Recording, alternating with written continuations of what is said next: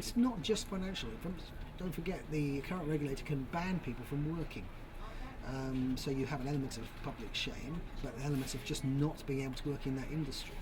Well, you could argue that's a bit financial, but it's actually a bit more than that. It's not. They're not having to pay a fine necessarily. They just won't be able to earn anything in that sector. I think you'll find that bankers have lost public trust over many years, and they're trying to do lots of things to restore it. And one of the things that so many people are very annoyed about is that every time they think that they have made a real change, a step change in integrity, along comes something else.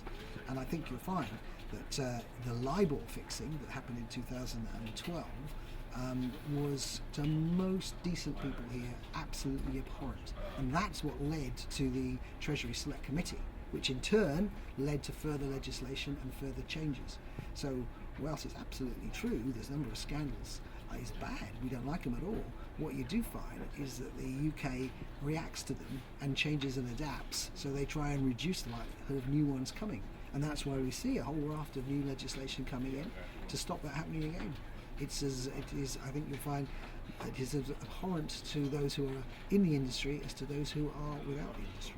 I am not an apologist for the banks, but I can tell you that all the people that we look after or help or do examinations for, or are members who are, some of whom are in the banks, some of them are in the wealth management industry, they absolutely are after all their clients, not a tiny minority. That is just such a tiny minority that we're hearing about at the moment.